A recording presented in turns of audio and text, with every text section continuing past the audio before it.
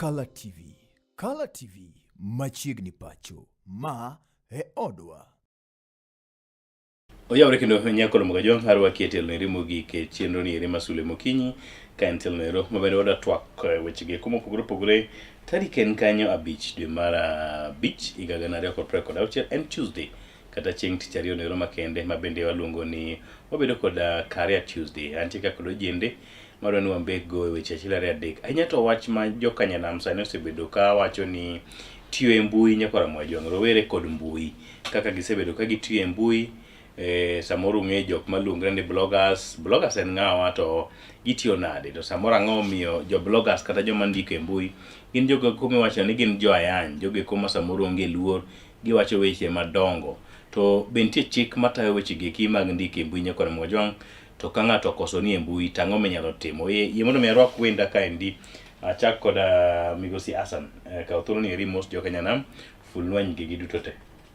Amoso jokanyanam duto, an iluonga ni Alfred Hassan.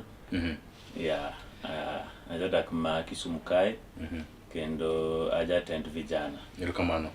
Vijana magi metelone? Vijana duto. Brackets. Erokamano. To gisani itimo ang'o Kisumu? Isomo, itimo ohala, koso ichiedho nade? Sani asetieko, koro kaka youth pod wamanyo direction mar ngima. Koro watimo achiel ariyo mag town. Erokamano nyakora Mogajong kaka iwinjo nero mane miluongo ni Alfred Hassan, achiel kuom ojende bomene maduong' ma Kisumu, ne nitie mbalariany ma Maseno koka koso, kendo gisani to gitimo achiel ariyo adek e boma kaendi. And then antie kod achiel bwana Makoti oromo malich mokalo. Mos jokanyanam tifun negi nyingi go gwen maket kod maendi.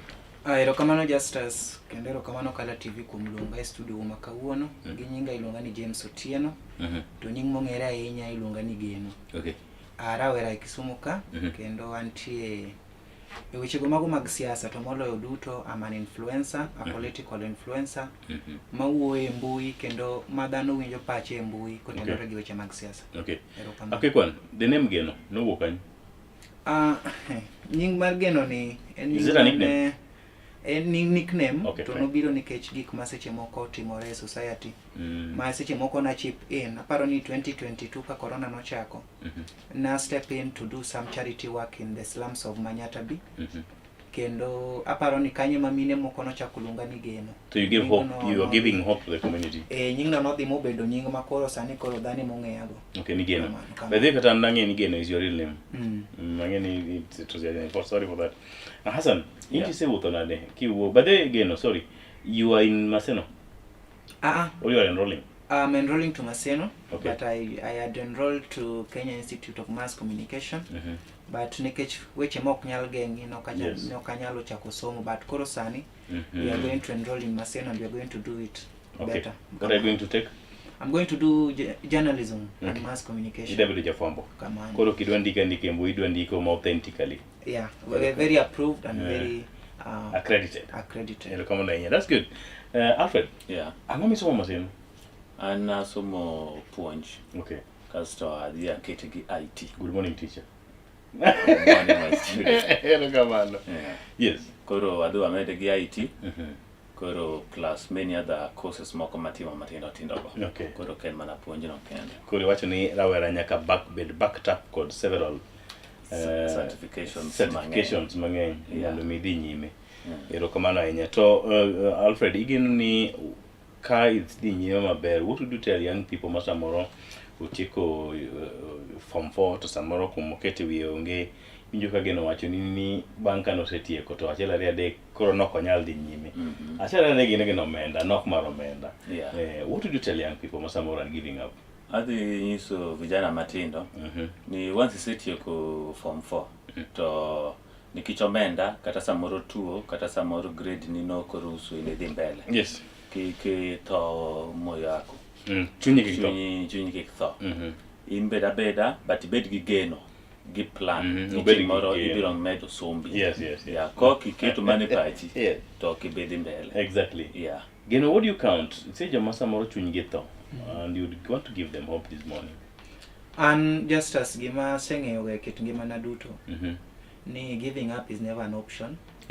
ka ineno ka gik moko ok dhi maber, you just pause a bit and then you strategize. Yes, you think again. You think again. You get back to the drawing board. But gimaduong' moloyo en ni giving up is not an option. Anyalo paro ambe asebedo gi a lot of hectic moments. Yes. Kaka dhano. Correct. Ma iyudo ka ng'ato yanya from nowhere. Gin gik moko matindo matimre Mbui. Koro aparo ni those are some issues mabende wadhi wuoye mondo wabed kwang'eyo ni what should somebody maluongore ni influencer team. To nitie pogruok mane kind influencer gi blogger. To nitie difference mane kind blogger bende gi journalist. Influencer gi accredited journalist. But maduong' moloyo adwa jiw vijende wani kikwa give up. Gimineno ni nyalo konyi ne mimak motegno. Titime gima ino to ibiro neno mana ka gik moko sudo mbele. Ero kamano. Asan nyoro nyi wadhi odiochieng Media Freedom Day, odiochieng jofwambo. Mabende wa extended to the entire week. What would you count tij jofwambo? Imagine a world without journalism, a world without radio, a world without TV. What's your take? World maonge journalism, mano world manie mudho. Kendo world magik moko mang'eny maricho manyatimre. Wang'eyo ni one freedom momiyo kata jopiny nigi freedom of expressing themselves. En nikech jofwambo. Kendo ka ine kar siasa kae, kata ka iendelea gi shughuli gi mag piny, ibedo confident kineno journalist kanibathi. Journalism is one of the biggest things. It's a powerful tool. A very powerful tool. Maonego wa safeguard their freedom at all cost. Nikech without them, to koro gik mang'eny sana. Wang'e gik manotimore chon kane Kenya poko yudo freedom mag journalism. To ok wanyal dak kata manyocho timre ne Gen Z dwe mar 6. If they were not enlightened. Kano chopo kumarach na waneno seche moko ka ni loro media. Koro kolor media kanyo to ne kelo eyebrows ma ji oringe court mowacho ni Communication Authority koro yaw ne jogo. And still kata kane gilore, Alfred ibro paro, there was still power of social media. Definitely. Kuma most of you are falling in. Moko kum jofwambo mage Alfred kapok adhi ne Ogeno. Masa moro inyalo dhialo ming'eyo, masa moro kata kani tin ne winje radio minyalo dhialo gokinyi makama. An mokwongo anyalo wacho ni nikech an kijana tahero mpira, tahero siasa. Kaso kuna thima wuoyi lazima ilu gima baba unohero. Kaka kikaw kanyo. Baba wa nohero ng'at moro ni Mohamed Juma Njuguna. Mano kano winjo mpira. Kasto ntiere moro mano winjo Citizen akia kapod ntiere mano ne ja radio. Waning'o ni nokwa yudo TV ka watindo. Bole. Like kata ka ntiere nobiro later lakini nokahero. Ntiere moro mane ntiere Citizen saa 4 wiyo wil kode. Kasto koro kaka sechako bedo kijana ma sechako koro neno gige ga maero siasa. Koro nadoga ero Stephen Leto. Nyaka sane. Ero kamano ahinya. And then again, what do you think? A world without communication, a world without media, piny ma wana kanyo. De wachopo na winjo ndalo machon kanda ng'ato tho to mache meni moko kata bule manego matek. What do you think? A world without media, aparo ni piny nyalo bedo marach mogik. Gik manjore mag kuo. Maseche moko sani waneno ka iduoko piny nikech ng'eni media is broad. Media en nyaka CCTV, media en nyaka cameras ma wan godo e udi. Media gin nyaka cameras ma mako kae sani. Koro a world without media, one, it will be a world without information. Information is power. To sama ng'ato yudo information no, to onyalo use that information to generate a lot of things in the society. Media osekonya ahinya kendo we appreciate journalists. Nyoro naneno ka ni dialo. Nyaka wach ni congratulations to even you makori ne studio kaini. To one, media, the importance of media and manani to relay information. We are relay information na japiny mondo japiny ongeni ang'o matimore ukinyi. Factual. Mane gimomiyo ukata une studio ukaonge program. Koro media is the backbone of this society. Gisani to media is the backbone of Kenya. It is the backbone of this society. Kendo nego bedni journalists bedo accredited. Gibedo imiyo gi rang'iny mamalo kata gi sirikal ma piny owacho. Imiyo gi a good conducive environment ma gik moko ma yande timore miyudo ka ochwad journalists samoro dhi cover news. Those are things ma aparo ni were condemned yesterday kendo we hope ni the government, especially the national government, will take charge of it. Alfred, the gadget you're having, How powerful is it when you go to even your social accounts, or Facebook, TikTok, Twitter, when you want some message passed home? Yeah. How powerful is it? Gadget ma wan go gi. Obed kata simbi ona ma simple no. Yeah. Yes, go picha ni moro maler. How can it influence somebody somewhere? Yeah, nyalo influence the whole society. Nikech information maka obed picha, obed video, obed kata duond. Sani onya chopo ne ngat mora madwaro. Anyalo kata oro ne od fwambo makae ni kata ka onge. To dhi chopo ne ji te. Ni gimoro timre ka. Ni gimoro timre ka. Nego uru, yes. Yeah, to seche moko ok en kata gima rach. Seche moko en gima ber, seche moko bi konyo ji, nyalo nyiso ngato ni traffic ni kae, ka uru route makae. Koro en gadget manyalo timo koro dinre okalore. Pi koro muom. Yes, yeah, koro wakaw route moro ma dhi konyo chiga ndolo, yes. Yeah. Koro yudo ka en gadget maber kabisa, kendo en gima timo everything. Yeah, kendo jopiny na yudo information. So like you're trying to mean ni anyalo bedo kod this gadget and apps mantie iye kaendi. What matters en kaka itiyo kode. Kaka itiyo kode. Nigi gimoro amora midwaro. Yes. Yeah, obed kidwaro ng'eyo wach weather, obed kidwaro ng'eyo wach thieth, kidwaro ng'eyo wach siasa, wach somo. Yes. Nyaka opportunities temi manyo kata mani oko Kenya. Iyude gadget ni. Mano wach information mani kanyo te. On you geno, miwa ni to when you write, when you are a blogger or an influencer, ang'o mitimo? To difference mantie kindi kod accredited journalist en man? Erokamano Justus. Yena monda wach ni penjo question moto no kaduoka. Nikech koro wadhi alo jofwambo. Yes. Penjo ni jafwambo mane maseche moko. Exactly, you can bring that on board. Osebedo ga kajiwi. Yes. But I want to say ni you are one of the person. Nikech ani niki field almost all the days one field coding. Okay. I learn a lot from you. So mara ariyo bende ahero jafwambo manie radio na Mlolwe. Yes. Iluongo ni Aaron Wood John. Aaron Otieno. Aaron Otieno Wood John. En ngat ma pache ler mana kaka pachi ler. Koro kadoke question mi penjo en ni simu gadget maseche moko dhano ng'eyo ni inyalo dhi go Mbui. Yes. To simba ni en osemiyo moso nyaka rais aparo kamano. Koro aparo ni seche ma wandiko e social media to joma ng'iyo gik mwandiko kawo gik mang'eny kuomwa. Exactly. Sami yanyo ng'ato e social media mano koro kin blogger. A blogger en ng'at monego bed ni pass an information. Okay. Iwacho ni kawuono rais no dhi oyaw affordable housing room kama. Otimo kama. Koro you give at a cost of this. Yeah, you give a story about something or someone. To an ase ti office jo siasa. To aseneno kaka itimo gik moko. Seche moko dhano ni e rumbi mang'eny. Koro sama un ji 20 to yudo ka samoro blog en mana ng'ata achiel. Ama understand ni blogging en itime kama. Maonge ayanyi, maonge akweda, maonge division of hatred. To yudo ka ji 19 modong ka gin gi ng'ega mana ni sama i blog en mana ni yanyo ng'ato. Yes. To iwacho weche moko molil kuomgi. Taparo ni mane gimomiyo wan gi difference e blogging ka kata Kisumo ka kata kidhi Homa Bay wan gi mock reformist gin gi a bit of profession. But Kisumu waka iyudo ka blogging en mana yany. Dhano ngi mana ni en mana yany. But adier makende en ni a blogger should be somebody who pass information. Okay. Maong critics is positive, it's be bit negative, but it passe something makata ka nyathi wango dhi osome simu nikech sani nyithindo bende nie simbegi. I'm also told me internet doesn't forget. Internet bende does not forget. So iyudo ka dhano ketho gik mang'eny ka gikia. Okay. Kamano. And Alfred, what's your take? Seche mikao simbi pogruok mane mantie kindi ng'at ma influencer kod jafwambo onego be ni influence je machalo nade? Koro pogruok mane kind influencer gi jafwambo ni mokwongo en jafwambo en ng'ama lando gik moko kaka nitie, kaka entiere adier gima osebedo verified. Yes. Kasto jafwambo dhi kelo both sides of the coin. En ka gimoro ber sani kendo konyo japiny, odhi elaborate ka gini konyo ng'ato. Manyiso ni itemo wacho ni jafwambo konego bed ni kowacho ni geno notimre kama to koro ng'acha ba otimo kama koro kawa side otimo mana achiel makoni. How should it operate? Onego kaka jofwambo timo sani yes. E kaka onego bedi.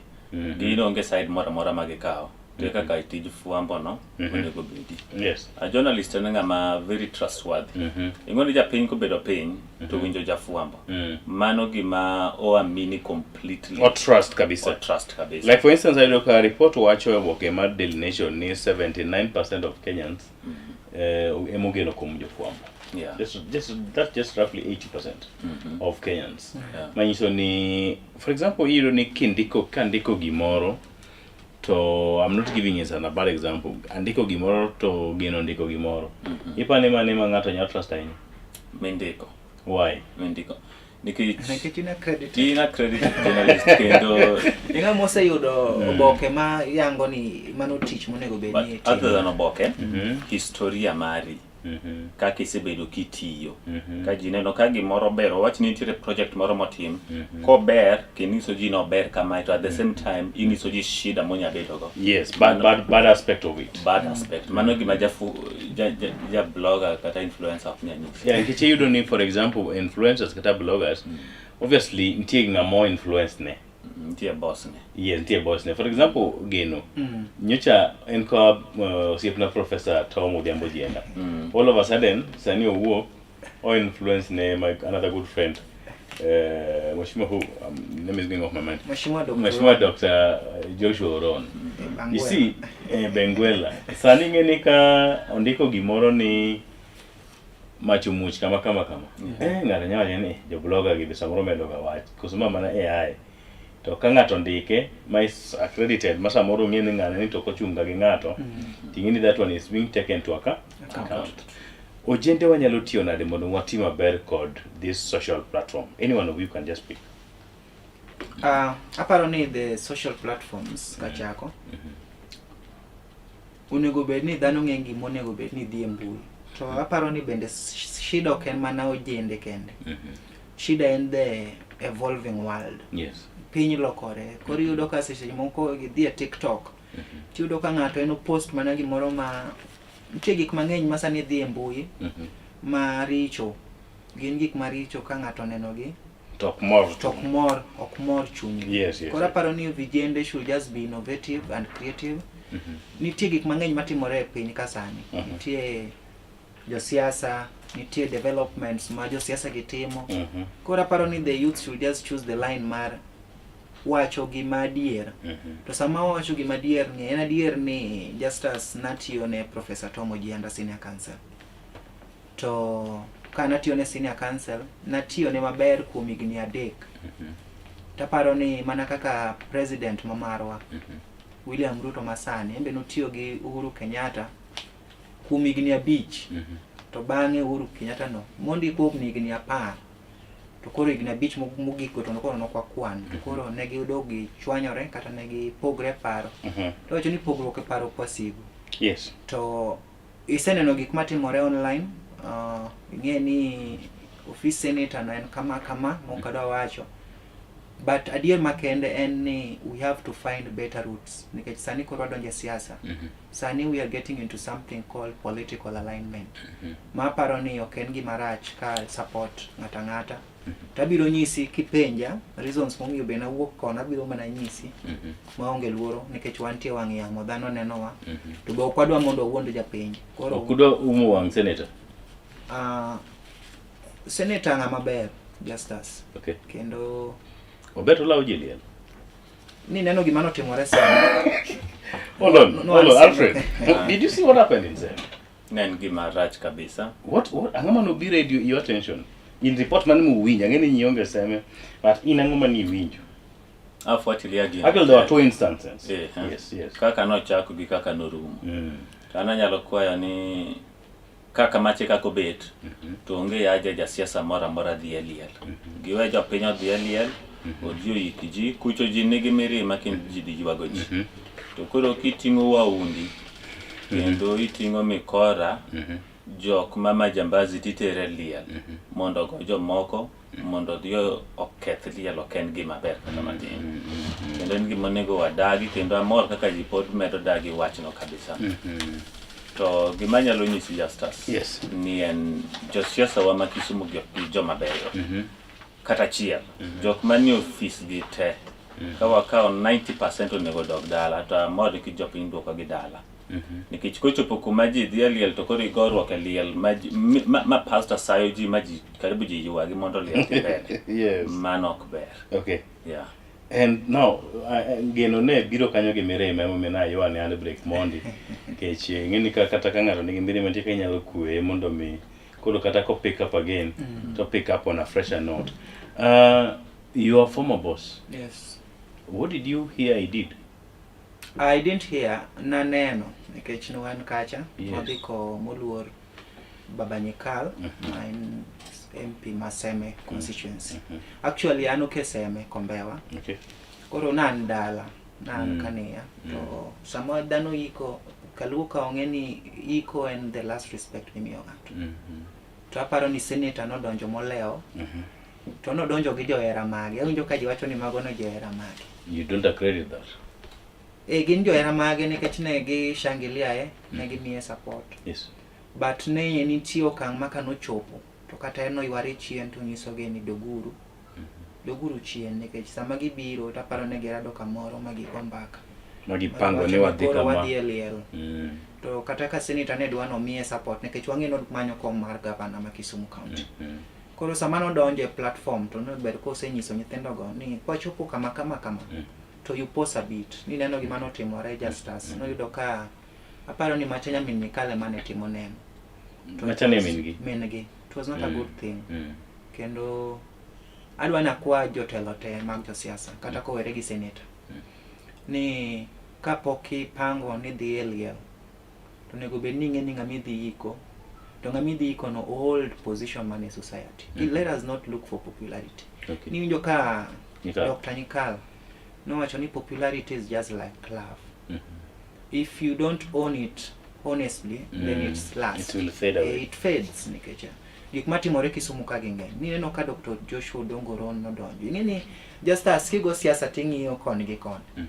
Kiting'o ji ariyo kamato kata kiting'o machungwa ariyo ting'iyo ni machungwa mane ma can last. It's weightier than the other. Yeah. Koro ning'iyo kaka Dr. Joshua Dongoron nodonjo kacha Sadik. Actually no an gi Oron.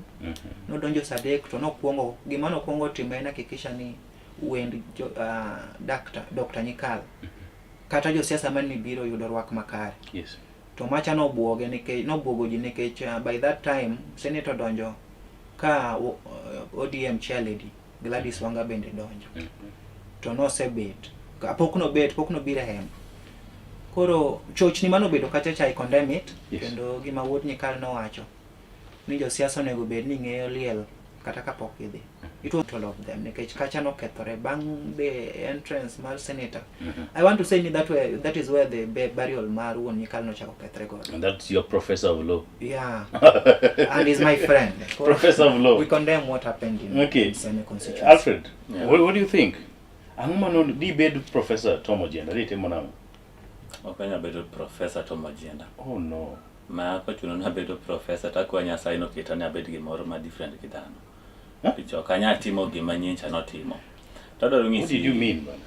Okanya bedo ga. I just give you an example. If you are professor. Okanya yie bedo en. Ojienda. Yie kwa Nyasaye ma yuagi ni kika bedo Ojienda. Katoro no kanya bedo. Mana dagi. Adoro penji ba. Awinjo kopingo. Awinjo anawacho no rono kaluonge ni professor. Ang'e no ken professor. Okay. Kaluonge ni professor. Adawacho ni Oron en mbunge na nagochone. Okay. But en ng'at ma yudo ko terribly fail tije. We are still responding to the wabro neno jomose fail gi jomose succeed go in a few. Okay. Yes. But emapoda abiro kanyo kaduoko niya. Yes, yes. Adoro ni kaka ne wawacho ni jafwambo wacho koni gi koni marach. Wawe kitu ka gima Oron beber. No, we are still handling gimanyo timre Seme. And after that we will even go to what happened with the Orengo thing. Okay. We siko kuom Oron, wachi gima totimore. Oron kwa bia biro ire. Okasiko kuome. Ate mama na wacho niya. Yes. Ni equally na chako kawacho ni 90% mag politicians kapok na tajo ng'at mag Kisumu ka richo. To gimano timore Seme is equally same to gima timore pile. En mana ni makoro nigi attention mar ji. Ana gima kelo. To koro en gima rach ka jotelo dhi kendo ka koro osechopo kuma gidhi openly to ogima rach ne jopiny but somehow ogima ber nikech koro omiwa ni jomage ma wanyalo trust with the next leadership of this county to jomage mokwami koro ok en gima ber ka idhi liel mar wuon jatelo manigi ji duto from other counties wane wa host county warwako other counties obiro exactly kasto wabiro all parliament was there. All parliament including staffs mag parliament. Yes. So sani king'iye maber, other communities are mocking us. Gitango kaka jomoko be nie lietegi. To jok mantiere different factions mag siasa obet pamoja mesa achiel kendo gitango ne wa picha. Yes. Koro no ka koro jotelo wa mantiere sani gi miwa ibu marach seriously. Gino gimarach moko nego wabed kata matin ni wa uwoe. It's okay. Now, are you in ODM? And which faction of ODM do you belong? If not, not. Wach no tek. Ne waero Raila Amolo Odinga gi chunywa te. To afwenyo ni gima king'iyo pile pile. Ifwenyo ni kare Raila noluor gi jok mok beyo. Okay. Raila no sandore na kadaka mogik. To nikech jok manoluore ni joma richo. Yes. Ng'at mora machuno japiny e gima kata wanang'e ni Raila no kohero. Mano ng'ama rach kendo ng'ama ok ochungo.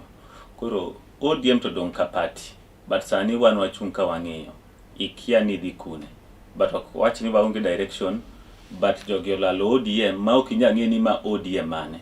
ODM kiwacho nying ODM to koro iwacho party moro mane chon party en party matiere lakini koro chalo gima ne nitiere chon nikech lal mokete ODM gi ideologies ODM change totally and completely. Makata kada wacho ni anja party ODM to abiro bedo nariambo. Uko kadi? An kadi. What is your plan with your card? Plan na gi card na ni number 1 abia influence joma nigi card tema Rowere wuogo kono vote. That's my plan. Kono ka wase wuogo oko. Voting for William Ruto? A presidency. Can you take seriously? Why? It get technical. Ini sepenja gik matek na pokangisi gima yote. Apenji mana matek. Penja mana matek na to lazima duoki. To Ruto gocho ne tek. Sani kochopo kuma. Is that what the young people are saying? Yeah, majority, not even the young. Sani nyaka jonyuol ose join wa. Ko wacho ni tek. Sani wamanyo gima wanyalo kete hope wa. Wach Ruto tek masani mafuta mar siling 400 en liter achiel point something. Liter achiel tigole 400. Okay. Koro ok en gima yot. True, there's a time I was doing a fuel 5 point something liters. Yeah. They're actually just 1,000. Sani is just around 3.8 or 4 liters. Mano liter dek to jiwo. Yes. To ok en gima yot. Koro kata ka wan kae, kadi to wan go to gimomiyo wan gi kadi ni mondo wagol jomoko kaso waket joma ber. Onjo ko wacho gani jomudwa golo ng'eyo ng'amo keto pod ok ng'eyo. Ing'eyo gomiyo gino biro nikech iyudo ka nitiere jok moko mapenji ni ka wagolo ng'ane sana jatend piny tipenji ni ng'awa next. Koro ema wan wadwoko gi gania huenda sani pok wang'e ng'ama wadhi miyo kocha. But ung'e ng'ama ugolo. Lakini ng'ama ok wami ma wagolo to wang'eyo. Okay, fine. Geno, iwinjo kaka ratego no wuoyo. Partyless, faceless, everything less. Mano Gen Z. Presidentless. Mano, that is what Gen Zs came to say. Your age mate? Yeah, we are You're also mates, Gen Z. but abiro pogora gi Gen Z wadwani apar. Okay. Because you're allowed. Ni penjo, I want to agree with him. To some extent. To some extent, ni noero Jakom. To Jakom bende noero party mare mar ODM. I want to confirm with you, just as Nian, with soul and blood, I will support Linda Ground because I'm supporting Linda Ground. Okay. That is where the entire structure manager Komo way nitie. At times, King you don't need party leader manen Raila Amolo Odinga. Okay. No set standards a charm. Tiwacho mana kaka imbe justice ok nyal bedo geno to geno ok nyal bedo justice. We have to forge gika mwase chopo kama Jakom nowhere one. We have to have that going. Okada wacho ni jolinda mwananchi rach because they are still ODM members. Yes. Pok gi wuok e chama mar ODM. They have never done any resignation moro ma official. But they are anti-government. Okay. To just as kingi adier ma Nyasaye, sirikal mar William Ruto ni osebede etelo higni adek. Wachomo higa mar 4 sani. King'iyo gi the election rules. Nikech election igoyo August. Okay. That is the elections. To President William Ruto setemo. With all the indications, osetemo. Just as nyoro ka paro ni beni yudo Nyota Fund. Na yudo Nyota Fund. Kamano maduong'. Nyota Fund no was an economic empowerment model ma President William Ruto nokelo for young people. You're using Ruto's money and you are using Ruto's money. Mano pesa Ruto. Kare nitimo gas nitimo kod yango Nyota Fund. Government. Kichako penja. How did you apply? How did you apply for Nyota Fund? Just us. Yes. Mokwongo. I know you want to address me. You want to address me. Just let him address me. Adaro ngisi ni okwongo riambo ka. Kowacho ni structure mane Raila oweyo. ODM. Ni ema nitiere ni. Bwana joka no muko structure Raila te. Who are they? Jolinda ground. Mokwongo Yes, Raila let him talk. you wacho structure. Let him Structure talk. mane ma Raila noweyo. Raila nowe kanga mane secretary general. To Raila nowe Edwin Sifuna ne secretary general. Hold on again. I'll give you Yes. time, yes. Raila nowe kanga ngawa ma deputy party leader. Ka Godfrey Osotsi party leader. Ka Raila ne diyeyu. Raila nowe nenga awa party leader. Governor wa Kisumu Kai. I know that. Yeah. At a point, ko wachoni wa pingo sirikal. Watimo gima Raila ne timo.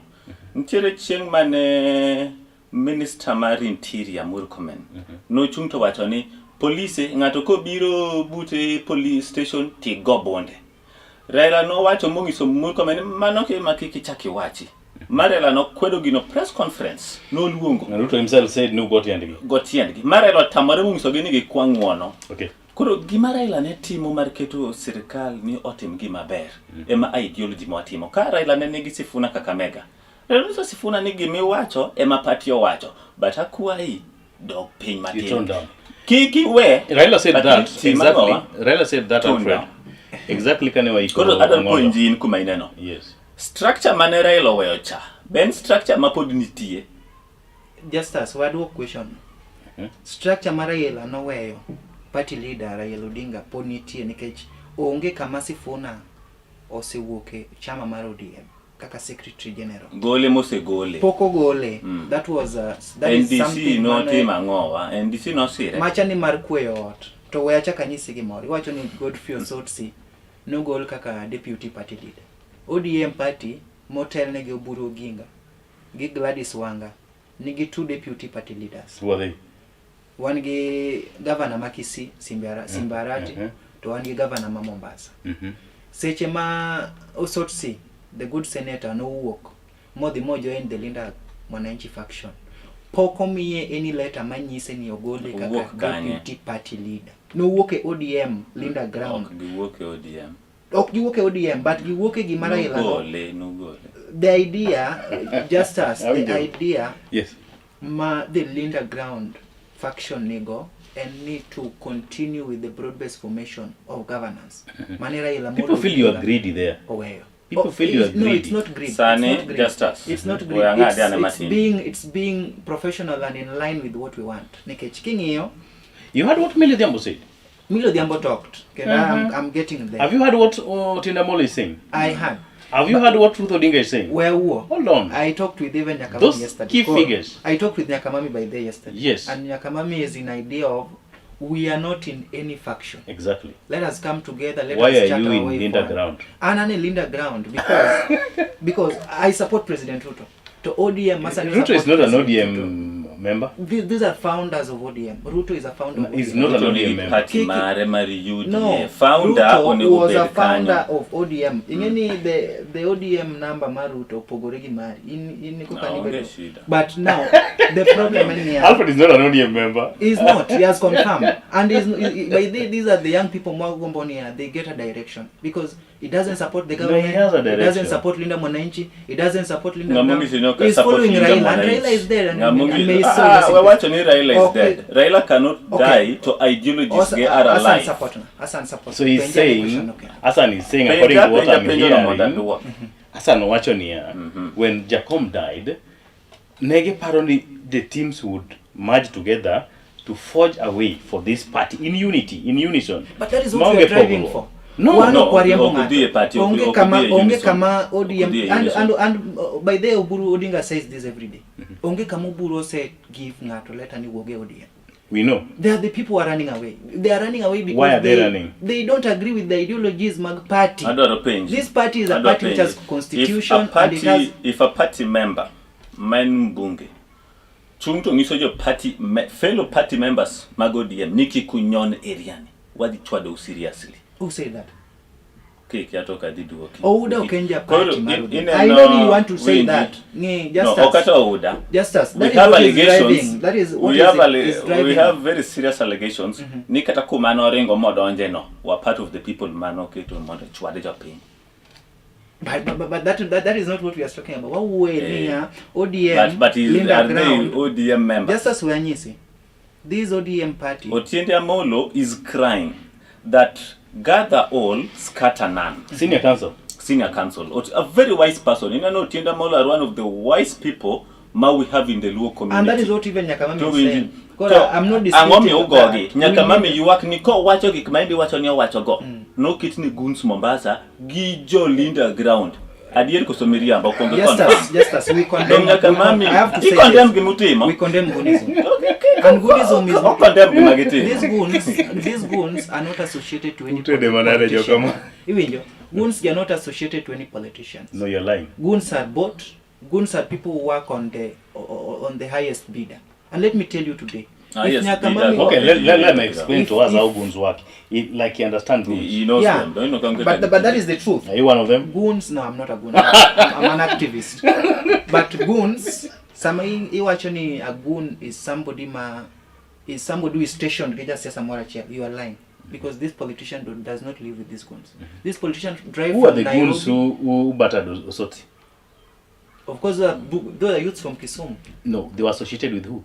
The senator. Good. It's true. You're a good friend. Yeah, they were associated with the senator, but you're a good friend, senator. I was not one of them. Is he an ODM member? No. Is he an ODM member? Man, no better associated with goons. Is a gender ODM member? He is. I saw him attending the ODM. No, came to goons more than a fellow member. Yeah, he's my friend, but I'm not his friend in terms of a goon. What happened to Sulwe by the way was very wrong. It was very wrong, actually. I don't want to oppose that. It happened. But on the other issue, no, that is now political rift. Just us. Now on a lower tone, Oburu Oginga is somebody who is very wise. I know. He has been there. He has been in leadership, and I think he has been in leadership for more than 40 years, either in serving in different levels of government or leadership. Kaumie teach mar party leader, and is being backed up with Gladys Wanga. I think that is what we need. That is the direction we are taking. There is no party which has ever been formed to be in opposition. Just as we've been in opposition for more than 50 years. Kenya is today at 60. We've been in opposition for as an ODM party. We celebrated ODM at 20. Okay. And that has always rematerialized to opposition. Why don't we allow? No parties formed Mondomi obedi opposition. True. Parties do to better formed with the intention to clinch power. True. Na hiyo ndo tunataka power 2027 20 years down the line, no power you ever clinched. And that is what we are driving with Gladys Wanga power ma ODM do clinch to what do clinch in the UDA mano power wako so power UDA pap UDA. No, it's going to be a division. So don't Amolo senior council what let us have structured negotiation wakil ODM tewa winjere tutamoru. And the other day you were stopped, you don't want negotiation. We are going to have what is called a pre-election agreement, a pact between UDA and ODM. That is a fact. ODM and UDA, whether it's ODM Linda Ground or ODM Linda Mwananchi, one of them must come into an agreement. You're not planning to merge them, one thing. If the other side, now, if the people like Sifuna and Babu, you know, they are good people, and they want elected positions. If they come back, you can't go to them. No, the actual ODM is with the... What is wrong with our side? You know what is wrong with our side, the Linda Mwananchi? You guys have no structure. Which structure don't we have? But Nani, Orengo is saying is the current party leader. Of which, he is not talking of Linda Mwananchi. He's not saying I'm the party leader of Linda Mwananchi. He's ODM. He's speaking of ODM. And so that's why you guys chased him in Seme? No, Orengo was not supposed to come to Seme. Let me tell you. Seme is whose land? Let me tell you. Seme is not anybody's land. But when you come somewhere, you look at the political temperatures. Orengo was going to share the same platform with Chair Lady Gladys. What's wrong with that? It's not wrong. But it's with the people. The people know these people. You know, what you understand as a journalist is not something like some ngatman Seme cho kolenyo kucha winyo. Ichi? Okay, fine. Wanyi sigi moro. Dingeni jo manoriembo Senator Orengo elielo kinjo Seme? No, kinjo Seme. Correct. Yeah. Koro Seme, where you go? That is why I'm saying. That is why I'm saying. How to defend yourself on this? No one Seme. And actually, just Seme was shocked, Hassan. Yeah, they were shocked. They were wondering, no one Seme. I understand those youths know Kisumu town. And I know you even know the estate they're coming from. Yourself and myself, we know. There are people we meet. Yeah, there are people we meet every day. So we cannot defend that. Let's not talk about Gunsi. Gimawana Rodown as an enia. Richo mane manorengo timo kodi ko wuon Dr. James Nika. Any of you can respond. Richo ma jo Linda ground noneno korengo timo en chungi jopiny. Onge jo kuma owacho awinjo ko wadwa mageno wacho kae ni he should not have come. Mano konego gima wachi. Awacho ni should have he not is have one come late. of the No, give him time. He is one of the 4 governors we have in the Luo Nyanza. So he's one of the leaders, senior most in Kisumu. Ndege milongo ni political tolerance. Angomyo Luo kende maongeko. Everybody in Kenya niko. Koro wane mo daro gundre ni giri yudieni wane mo wagore ne mo daro nyako pukoremo ka ginto ipuk ne rembgi. Oken gimone go timre. Orengo nego bi. Kata ki ditch kumoro mideko. Kata ka Gladys Wanga ne mano ditch mo biro. Kata ka senator wa mo ditch to biro late. Donjo gimuolo ka ukombi. Is it the first time Mangato bire meeting late? Don't go. We've seen people coming to meetings late. Yeah, and they just explain themselves and say, I But apologize. again, just as much an open meeting, that was a funeral. You come till So, the church service. your understanding of a meeting is different. Church service dimbele, so you are not allowed. Even the dead will not allow you. Ni what? lemone, ti chunge mbele sanduku tujipamuni. What is that? That is what made those youths angry. Orengo youth. They are youths. Biro kaka wachani an leader mari youth to mago kapar katinde youth mawati moko. You know what you don't understand. I'm not siding with Alfred, but I was in Seme. Yeah, we in were. fact, anachunge mbele Olwa Chimiwas. Orengo came well. More donjo. Whatever he's saying niji no komor kode no, it's not true. Kijina Seme. Orengo chopo. In fact, the common mwananchi cheered Orengo. Why? Relax, hold on. Cheered Orengo kadonje. Cheering of joy. Nyako bait. Orengo kaut between 10 to 20 minutes. Some people are cooking something outside.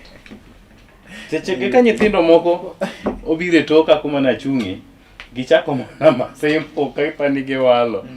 Ni Orengo manyiliendi. Lele okibeti mronade.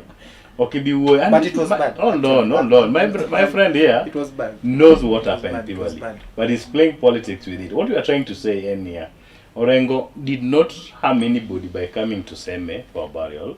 That's number one. Tomorrow I agree. Second, Kau Sebet, most Nyakajotelo Wangagiri and everybody. And people were harmoniously seated. All of a sudden, this youth or Chakwate, no Manyangone. I don't know these people were pushing Alfred up to where I was with the camera. I had to remove the camera, place it now a dias marriage at the church. Because your crew knows it pongoka. So geno. But it was wrong. I don't support it, but I also say governor no biro late. You know, funny thing with you, leave alone governor coming late. Why governor coming late is not a big issue here, Alfred. It's because ungengat mane oloy hierarchy kacha. Yeah. Governor Nani, Governor Wanga, Governor Nyong. Who else was bigger than Orengo there? Ochilo was also there. Now who else was greater than Orengo there? So those one are his peers. But they came early. No problem with coming early. You are talking of protocol. No, Didn't the president demo a bit to governor Biro Bank president that would count according to the protocol I know. Okinya donje bura ma president osebedi tin jatelo. But mano tango ni what Linda ground is. Ango magibili. Those are the ideologies. You know kata gedo mobeto bath wakani. Don't you defend gunism? Or defend mano timorene Orengo. Eno koni gi no raj. One no sama no Orengo biri. Funny part here is fighting gender. And his people. Emati mogi kumo fight or gender for. No. So you are mistaken. I'm not supporting Bunism. I'm not supporting. That is why I said what happened in Seme. Between Samano and Godondo, Kigoe, and Gomarach. No. You are mistaking this thing. Just as Onginga Mano Goreng. That's true. Onginga Mano I agree with you on that. Nobody beat him. But he was asked to leave. He was only asked to leave. And he was adamant. Why do you leave? Orengo was adamant. Why? As a senior counsel. And Kaka would Luma Paul. But Asan should not say somebody beated Orengo he must withdraw that. Riembi kumoro. No, Mano goi. No. Ko riembi. No, you must withdraw. No youth beated Orengo. No Weketo nyingi youth wachini gun. No, okay, no youth. Weketo okanya jemanu makano kiyude. Makano gun. Orengo nobody beated Orengo. No different guns.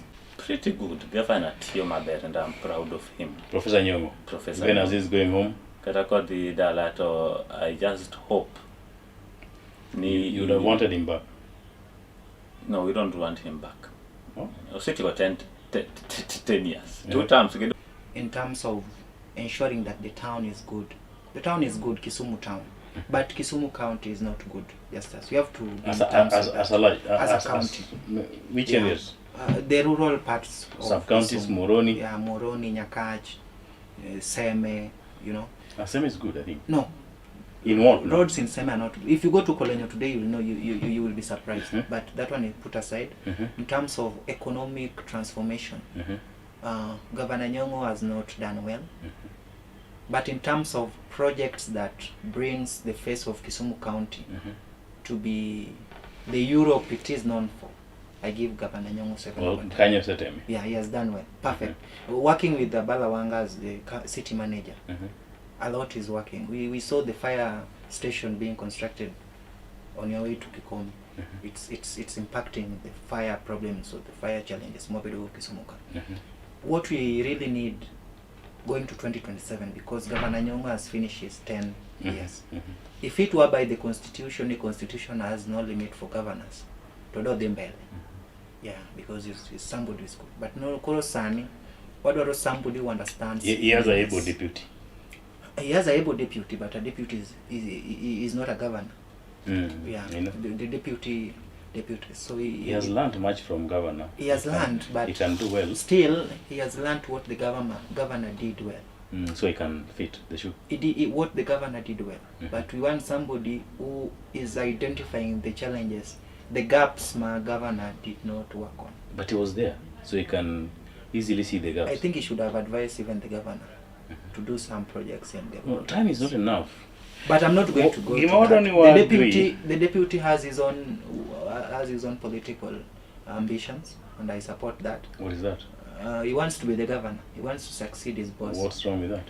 It's not wrong. But I'm only saying that with the 10 years in leadership, the 10 years in government, I think Governor Nyongo, Kisumu County needs somebody who can now rationalize the development in town. Back to the rural areas. The rural areas. And I want to say this without any fear of contradiction. This chance needs somebody who has worked for the people. Give us that person. Before being elected. This is the chance that needs somebody who has brought investors in Kisumu. Hassan, ask your friend to give us the person now. I'm giving you the I'm giving the character traits. I'm giving the character traits of somebody. I'm genuine on Hassan, we are really waiting to know. And that is what Hassan has also addressed. Well, that is what Hassan also addressed, that you need somebody who can develop the rural areas. We know. So that is what to. That's what I can even do. Yeah, that is, you cannot do it. Because you can, first, you have to be somebody. No. What's wrong with that? You are not a politician, just as you are a journalist. But what you know do mosoji? We educated. I want to tell you that Dr. Ron is a leader with no boundaries. That is what I'm telling you. He's the MP of Kisumu Central, and currently is flexing his muscles too. Konde tema Kisumu. Onge kamibiro di Kisumu County kami yud kanying Dr. Orono Jikia. That one I agree. And he has never been associated with any good. What is his nickname? Banguela. The other one? $1. Oh. Those are his names. Our dollar was, that's what you're using, eh? He doesn't have this usual cash. He has foreign money, transport. It is exchanged into Kenyan currency, and then it supports the people around Kisumu County. That is what Dr. Ron is. A very peaceful man. Benguela onge currency. Karo koja Kenya. Mane mangisine ntie pogrok kinde gi jopiny. Yes. Gin gi pakre ka gin gi dola pesa mok ma Jopiny to onge dola. Giwuok gi moso joma denyo joma pino tero gi no to gin gi mago. Gin gi chungi geche madongo pesa gi mag dola go gi fuani ji to japiny to denyo. But at least that should motivate you. Dengi joki mwacho ni at least. Then give money the bare minimum ema gi me jopiny, and that's what we don't want. That should motivate. Just sani kiriambo ngima ukidagi motivation. Adwa penji ba. Ngima idagi motivation. Miyo moro mani semeta. Gidak dichia. Magara ni gimo madho gocha yotame. Otame. Tingisa ni motivate, ngisa ni beda. Ko na ron ni gidola mwao. En gidola. Divido ni gachoron. Gachoron motivate miyo mane tindo denyo kanango. Yafanya kwa Gachoron di motivate wana when you say gachoron donje ngima dano nango. Just as you know Hassan is very wise. I am happy you've recognized the wisdom in Hassan. He is missing the point. My point is it is not bad for a politician to own a car. No, he did say it's bad. That is the motivation I'm telling you, that he should inherit. But do you understand what motivates you may not motivate me? But that one is because what I've seen in kineno pesa mang'eny ko around isebo ipako dollar dollar motiri no, just as you are getting with me I've seen a lot of dollar and I've net you are getting me wrong. Make me get you right. I'm saying we are in Kisumu County politics. To in every democratic society nyakibedi ngami paroni holds a better idea. That's true, you're allowed. And that is what I'm saying. I'm only saying Oron stands a better chance. No, not even stand a better chance. Is somebody who connects with the people. Maybe he has not just connected with Hassan, which I'll ensure he does before the end of that. Disconnection. You need to vote, and I support that you voted. Where did the disconnection come from? Where did the disconnection come from? The disconnection came. Well, no, let him answer the disconnection. You are not having the disconnection. He's the one who was having. Okay, I voted Oron. Okay. 2020. But you went to Agenda first. No, Agenda and Oron were not vying for this. No, Agenda was the MP. No. Nani? Oron was the MP. Agenda is the senator. You did not go on the basis of this an MP and this an. You went there on the basis of governorship. Why did you choose Agenda instead of Oron first? Oron, now we are not in a political period. That's the answer. When you said here, Justice. Now we are bringing that point. Let me tell you. In an office. This is a product of my agenda. Yes. No, not agenda. It's my hard work. Agenda of Nyalketa Malera. Agenda no follow Kaka studio. Okay, fine. I woke up, my wife did whatever he did, gave me clothes, he came to the studio. Anyway, that one put aside. I want to tell you this, Justice. Kwatieko. Kipenja ni Kwatieko. I told you before ni Professor Jande no Siepna. He is or he was? He is, my friend. Okay, good. Yeah, noted. Politics is not dividing us any day anymore. But we are not supporting his ideology, his candidature. As per now, we support you and who? I and those who follow me. I have a huge follower, by the way. Who are they? Who? That follows you? I have youths who follow me. I have women who believe in me. I have young people who believe. Even the elderly, because I interact with them. Correct. If you check what happened in Mikosi, you saw those clips that Professor took Unga Uji to Migosi, to the women, the lactating mothers. It was a good idea. But it was a good idea and a wrong approach. I want to tell you some reasons why I left Professor. It was a good idea and a bad approach and untimely. Secondly, Professor Gianda saw what happened to sorts in Kisumu. I personally, by then was working as a communication director for Gianda, and I left that job after I talked with Prof to speak about what happened in sorts in Kisumu. Just even to write it, a page name on Facebook. Because his friends are the one who did that. And he is also in the same committee, security committee that Osotsi sits in. He's the deputy and Osotsi is the vice deputy chairperson. Koro nagombo ni wache wachne. Which he didn't. I want to say this. Dr. Simon Peter, county manager in the office of the Senate. He was. He was. Is he the current? He is not. And I don't think he will. Today is 5th. His tenure is ending today. Yeah, he resigned. According to the information I know, ending on Diko Barua, Mawacho ni ching tarika beach, koro watch ni kod agenda is ending today. True.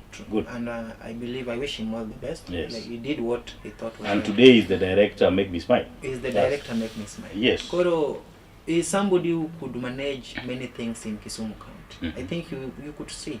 We had a lot of programs, basic programs which were mane konyoja paying directly. We have watoto wasome initiative. No one gimbegu mashinani. Those ones were Simon's project. They were things which were being directed. You know, there is an owner of a project, Okay. and there is a director of a project. Okay. So he was directing this thing, he was channeling these things. These are the ideas he brought to Professor J. Yes. But he resigned. Did Professor fund the projects?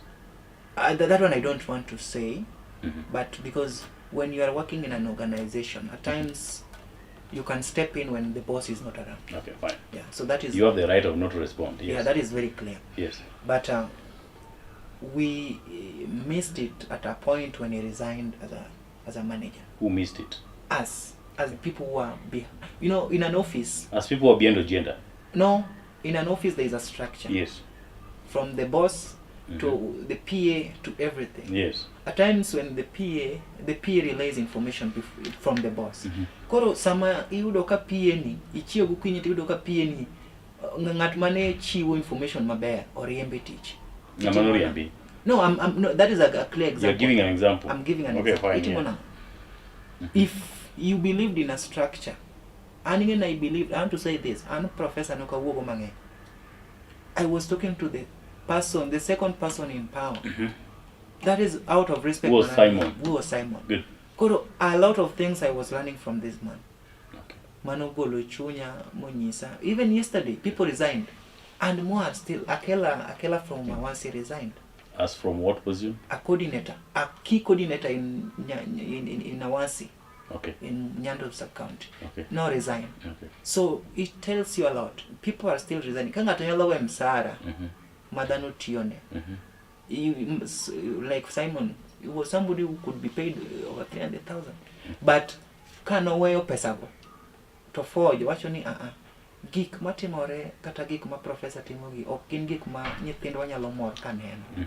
There are things kata wach gun makoro nina. Da koro wan kanyo dong di kuri isiemo wanga kana nikech koro aonge kanyo koro utengo siemo wanga asa. Dok iluonga. Isiemo wanga nikech unge na aonge kanyo nikech guns kone magse. As we conclude, yes. Yeah. Wadag nade kaka ujende kod gwenge? Adhi wacho kanyo lakini we responde miriambo moko ka. Okay. Awinjo kaka wuoyo mos kendo kiwinje maber tinyalo guoni ng'ama wacho gima dhi konyo japiny.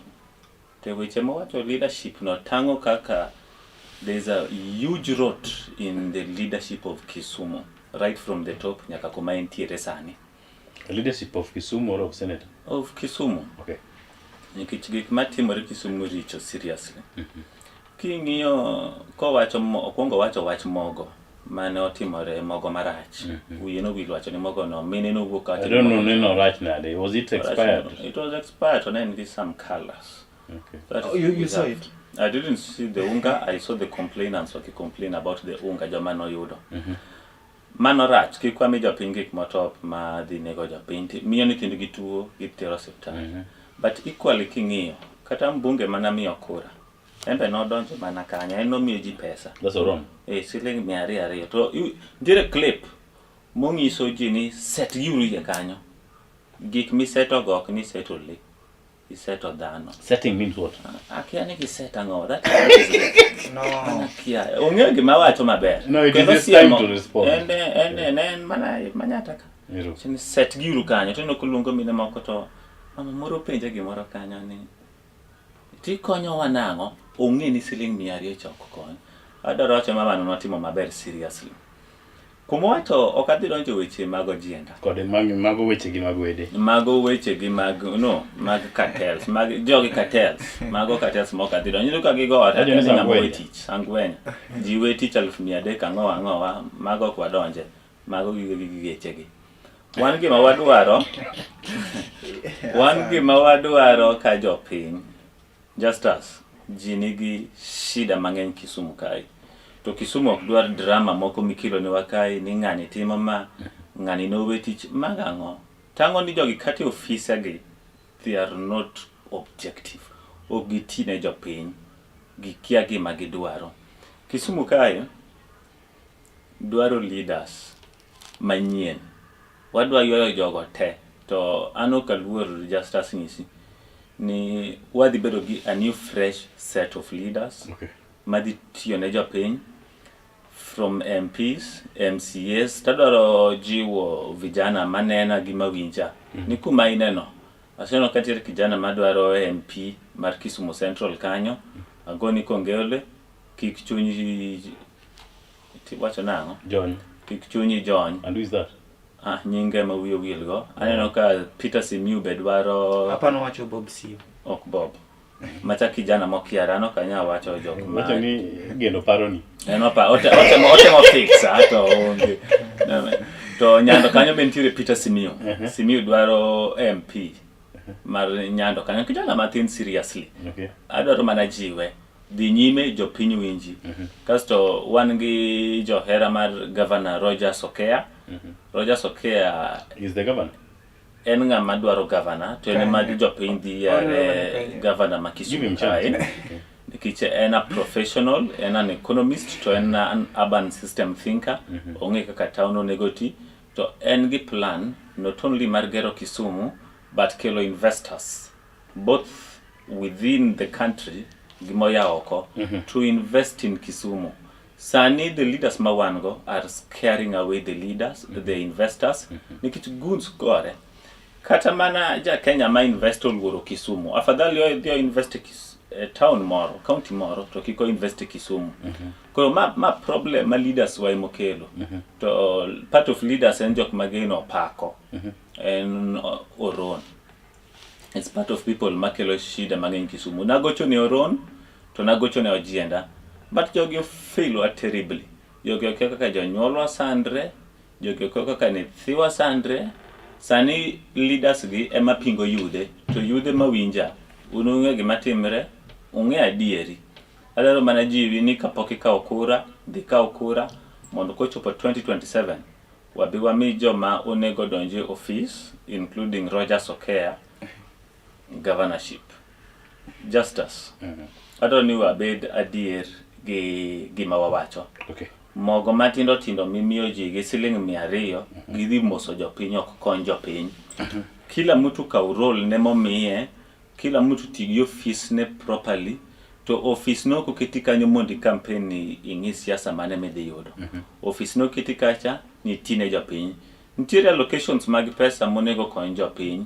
Ang'o mo ng'ato ng'iswa ni ogolo pesa ne ofuku, opakre ni en $1. In pesa nino tigo gi familia ni. Nitiere allocation ma government keto ne all leaders mondo tine jopiny, mondo deliver. Obed agricultural sector, obed education sector, obed security. Sani jogi te wuoyo but nobody is talking about the safety of Kisumu. Ne waneno ka an investor mamuindi no manae Patels ka. At a gunpoint. At a gunpoint no mae to Patels ka kanye ma Kisumu East. Central. Ma Kisumu Central. Ang'o ma orono se wuo as the area MP. Onge oleng nikech mago ok dhi konye en. Mago nok pesa ge molal. That's an investor ma walalo ne.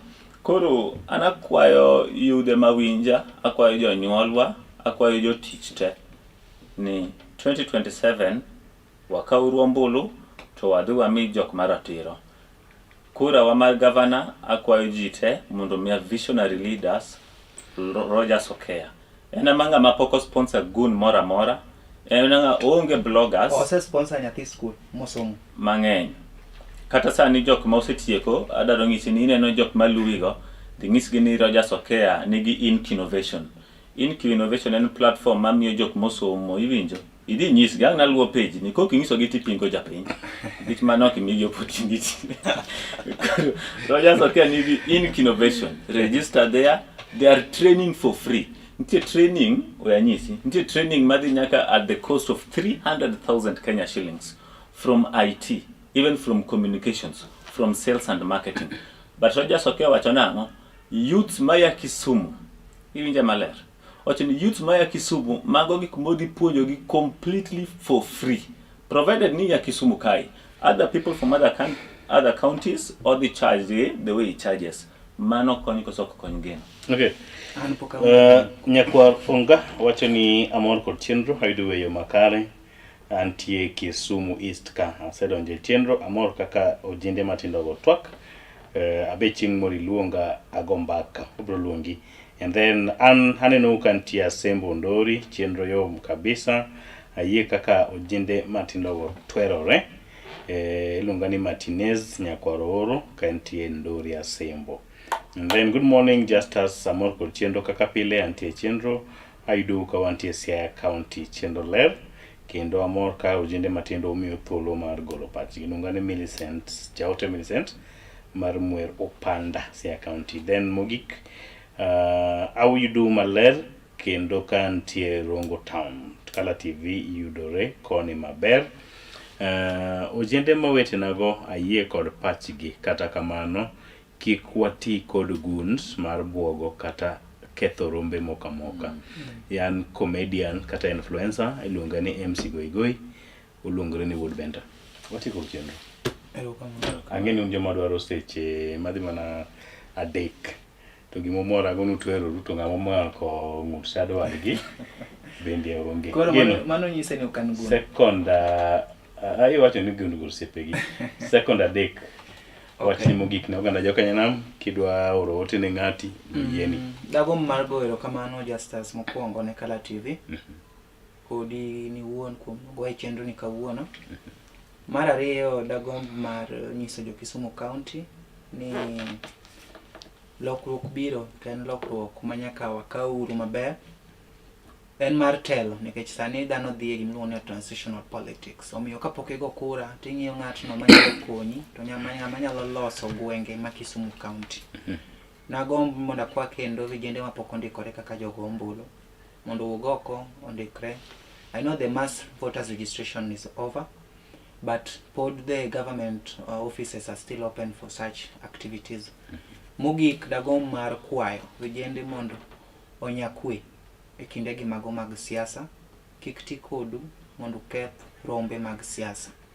Watimuru siasa ne jotelo, watimuru siasa manyalo kelo picha maber, a good example to our young people.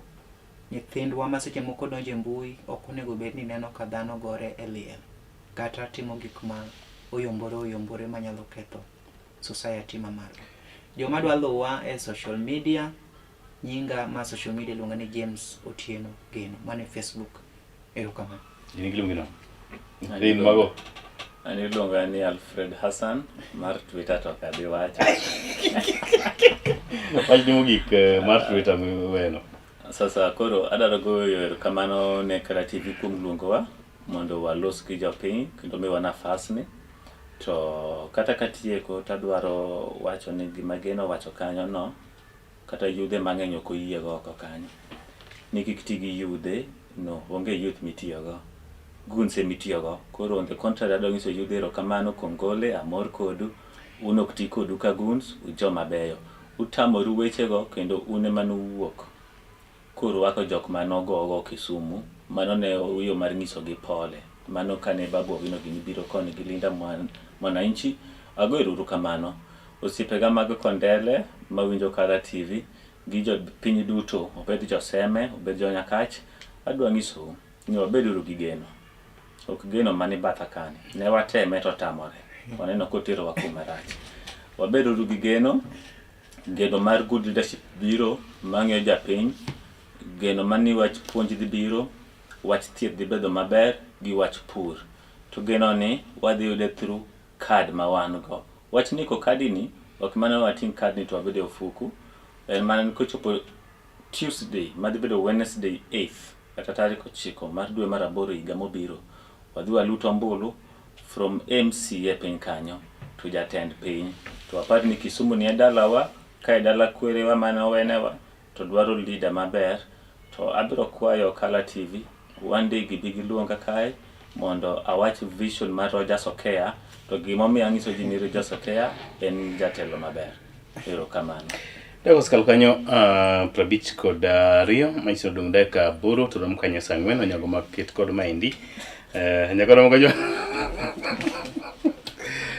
Kudisa mara wacho na medu saa achiel. Wachiki kanyo nyako romo jo wachako time kendo odiochieng' machielo ne jogo detu mabe no nyalo ne chiro niro dhi nyime yo makar. Elizabeth Anditi wagoni ni erokamano ke ji duto tema bende neno ni chiro ni ochopo ne yo makare, wagoni erokamano. Nyasaye konyalo ni to chako nyalo na warad chieng' Wednesday kiny wachako time kendo nyako romo jo luongo ni Jesta Doyo awuod Seme.